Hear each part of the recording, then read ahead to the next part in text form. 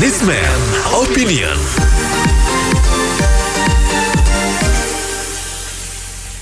Mitra bisnis, sudah bukan rahasia lagi ya kalau Indonesia begitu bergantung pada import BBM dari Singapura, negara kecil yang nyaris tidak memiliki sumber daya alam sama sekali. Setiap tahun import BBM dari Singapura sangat menguras devisa negara. Yang lebih miris, sebagian BBM yang diimpor dari Singapura berasal dari hasil eksploitasi sumur minyak yang ada di Indonesia. Banyak kontraktor kontrak kerjasama atau KKKS atau para perusahaan pengeboran minyak di Indonesia yang menjual minyaknya ke Singapura karena kilang di Indonesia tak mampu menampung seluruh produksi minyak mentah di tanah air. Apa komentar Anda mitra bisnis soal ini? Silakan berikan komentar Anda di 633-9160, 633-9160. Pendapat saya, kenapa memangnya kalau kita impor dari Singapura? Saya kira tidak masalah asal harganya benar dan tidak dikorupsi komisi dan macam-macam. Nggak masalah itu. Ya, yang menurut saya sih bukan minyak aja ya, kita dari bahan tambang segala macam, kebanyakan kita ekspor bahan mentah gitu loh. Jadi kayaknya kita nggak tahu kurang sumber daya manusianya yang bisa bikin atau gimana. Nah, menurut saya kan hal kayak gini lebih penting ya. Nah, tapi kayaknya kita nggak pernah lihat itu anggaran yang buat pembangunan ini nggak pernah terdengar gitu loh. Oke, makasih. Ini udah ada oknum-oknum yang tertentu, dia kalau lagi ekspor dia berarti itu bisa dapat keuntungan. Terus lagi impor juga bisa dapat keuntungan. Begitu aja jawabannya. Iya, dulu waktu zaman Pak Harto ketika saya masih sekolah ya di SMP itu jelas itu kita masuk negara OPEC ya, Organisasi Petroleum Exporting Countries, negara-negara pengekspor minyak. Sekarang ke depannya zaman Ibu Megawati, zaman Pak SBY dan Pak Jokowi malah ngimport ya. Ini sebenarnya kilang minyak jadi masalah, maksudnya dia berdayakan nih. Pak Ahok sebagai komisaris memberdayakan semua supaya bisa terselamatkan. Karena kalau terus-menerus begini, kita jadi negara tadi dia ekspor jadi impor.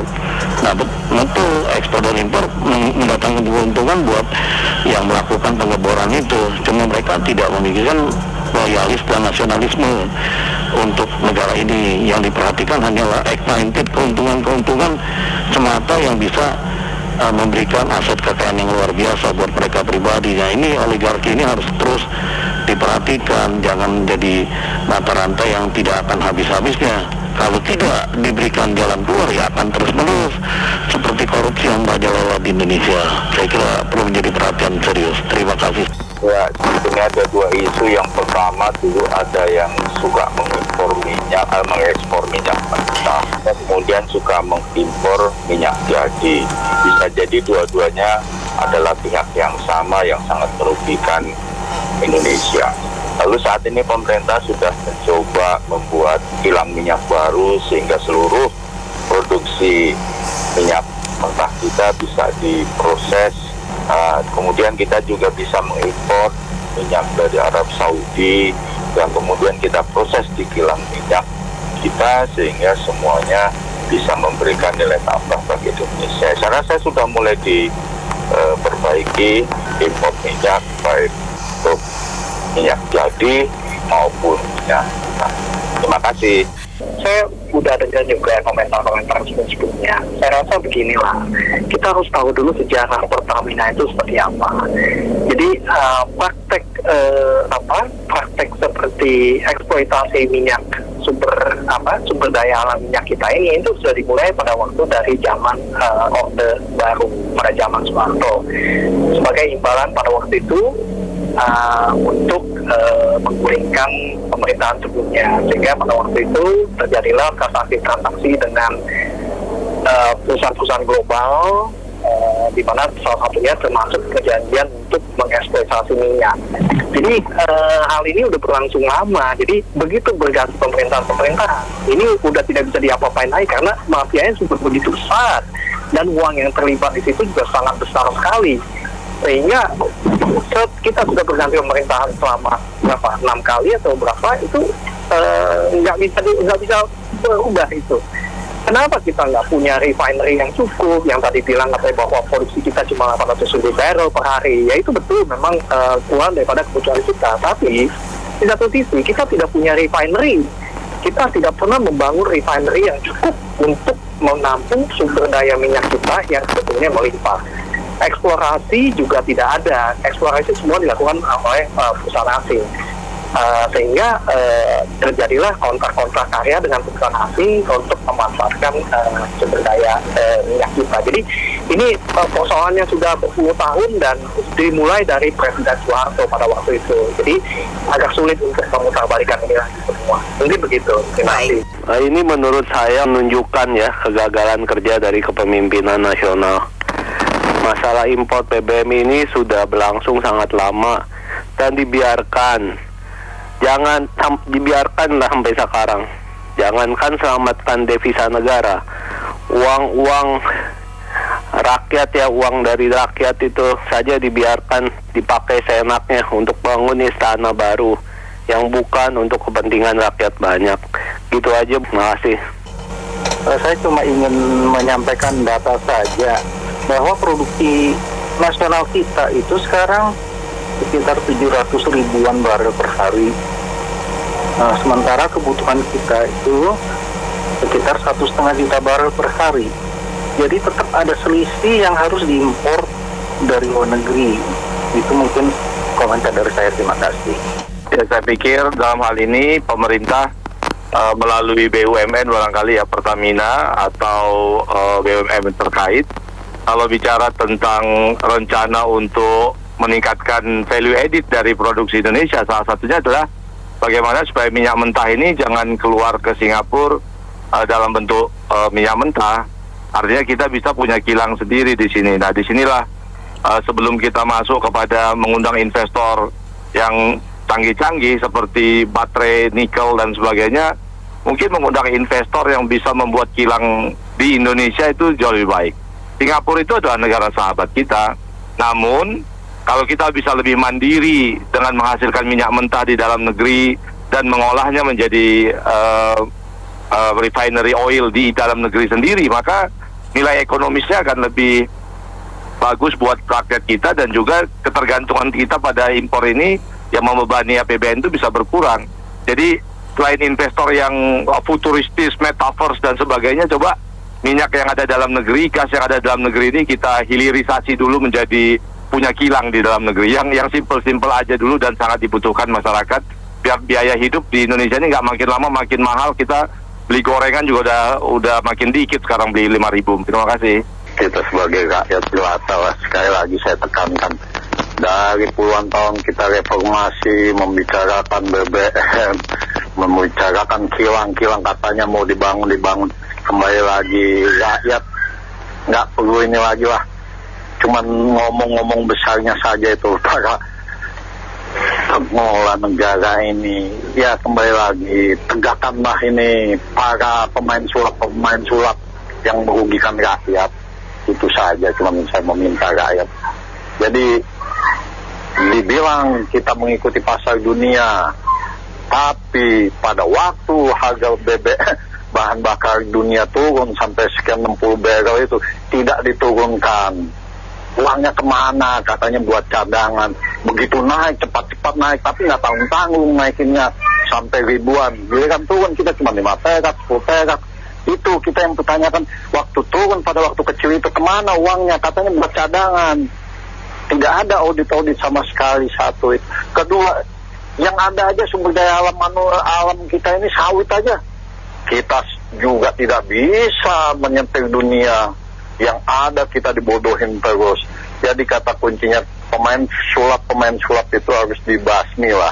Ini kita punya pengelola negara ini harus benar-benar lah. Rakyat ini diperhatikan. Sekarang ini semuanya kita udah susah, kita dinaikkan pajak kita semuanya. Sebentar lagi pada mau naik lagi ini itu katanya, gas ini itu. Ya mereka enak, gaji mereka tetap ditanggung, nah bonus mereka tetap dapat.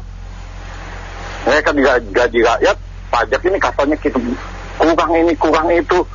dengan dalil macam apapun mereka enak, gaji nggak diputus sampai detik ini. Sebagai swasta, sebagai rakyat jelata ini, hidup kita tertekan ini. Ibaratnya kita di negara sendiri, tapi kita udah kayak apaan? Berpatung, mereka bisa senang-senang. Begitu saja, makasih. Oke, menurut saya kembali lagi bahwa ini kelihatannya ada kesengajaan juga ya dari pihak-pihak tertentu supaya tidak dibangun kilang minyaknya, jadi harus tetap impor ya. Jadi baik lagi ini adalah pekerjaan oligarki ya, ke pekerjaan kembali beberapa oknum ya yang memang sudah besar, sudah nyaman, sehingga menyebabkan susah kita bergerak. Jadi dikontrol hanya beberapa gelintir orang saja. Demikian terima kasih.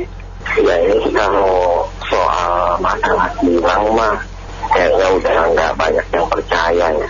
Ini lagi-lagi kan prinsip di negara ini kalau bisa dibikin ribet kenapa dibikin mudah. Kalau bisa diekspor dulu itu kan masuk ada tambahan sedikit buat kantong pribadi. Lalu nanti diimpor lagi ya duit lagi masuk kantong pribadi. Itu udah ketahuan polanya. Jadi nggak bakal tuh kalau misalkan ada minyak hasil negara sendiri langsung digunakan sendiri, diproses sendiri, nggak ada. Jadi lebih enak tuh dilempar dulu ke negara orang, masuknya ke ekspor, itu datang duit, nanti didatengin lagi dengan cara impor, duit lagi untuk pribadi. Yang itu saja dari saya, terima kasih. Kalau ini sih kesalahan ada di negeri kita. Kalau Singapura kan gini, itu negara jasa. Siapapun mau jual barang, ya diterima. Siapapun yang mau beli barang kan dijual. Namanya dia kan orang dagang. Yang perlu diperbaiki di negeri kita sendiri. Masa bikin gila segitu aja nggak kelar-kelar. Itu kan mestinya itu ya presidennya turun sendirilah. Namanya menterinya kan itu kan teman-temannya, mungkin teman-temannya dia. Jadi nggak ada rasa nggak enak karena kan kekayaan alam Indonesia memang udah dipegang dari orang-orang Orde Baru. Jadi ya susah, dia punya banyak uang, bisa bayar pendemo.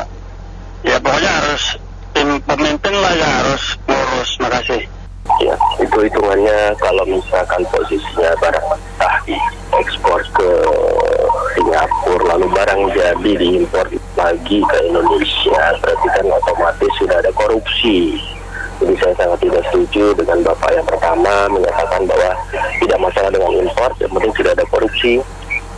Logikanya saja, barang mentah diekspor tapi barang jadinya diimpor, berarti sudah ada terjadi tindakan korupsi di situ. Yang dimana dengan barang mentah itu akan terjadi ekspres penjualan dengan cepat, otomatis korupsi terjadi di situ. Yang pertama. Yang kedua adalah adanya birokrasi yang sangat rumit yang tidak bisa dilakukan oleh para pengusaha-pengusaha untuk melakukan barang mentah tersebut diproses menjadi barang jadi. Maka mereka lebih prefer untuk melakukan ekspor barang mentah tersebut. Jadi saya rasa cukup sekian saja ya. Pendapat saya, inilah tugas atau PR dari pemerintah kita. Bagaimana caranya kita bisa mengelola sendiri dari kilang-kilang minyak yang kita tersebar di seluruh Indonesia. Jadi mungkin untuk pemerintah yang akan datang, mungkin ini adalah satu target atau sasaran utama bagaimana kita bisa membangun kilang-kilang minyak untuk bisa menampung dari ekspektasi yang ada yang selama ini kita ekspor ke Singapura, supaya kita bisa swasembada sendiri. Karena ini kalau ini bisa berhasil kan otomatis kan ada banyak dana yang kita bisa dapatkan dan kita bisa simpan untuk pembangunan untuk jangka panjang. Jadi untuk diperhatikan oleh pemerintah pusat terutama bagaimana ini bisa kita selesaikan masalah ini, jangan sampai ini terjadi terus menerus dan akan menggerogoti dari APBN yang ada saat ini. Terima kasih dari saya. Masih ingat Petrol yang dibubarkan oleh Jokowi, itulah order yang lalu putra-putri permainannya. Memang sengaja diekspor keluar supaya punya keuntungan, jadi dijual mentah lalu masuk lagi makanannya, kan dapat lagi, enak kan, gitu loh. Itu. Terus yang kedua, selama ini kenapa kilang itu tidak ujung dibangun? Periode pertama Jokowi sudah teriak-teriak untuk membangun, tapi dihalangi kanan kiri. Kenapa? Karena begitu kuat bercokolnya mafia-mafia itu 40 sekian tahun, hampir 50 tahun. Ya nggak usah heran lah Mbak. Jadi ditambah lagi undang-undangnya itu yang lalu dibuatnya juga dipersulit untuk supaya tidak bisa orang nggak interest untuk investasi di Indonesia, maksudnya ngebor di Indonesia. Makanya kita tidak ada pengeboran atau penyulingan yang berikutnya, kan baru sekarang ini aja diperbaiki dan yang baru juga diperbuat. Itulah bolak-balik lagi di Indonesia ini banyak pengkhianat negara. Makasih. Sebetulnya masalah itu adalah bentuk daripada kebodohan dan keserakahan para usahawan kita atau mungkin juga sebagian pimpinan kita.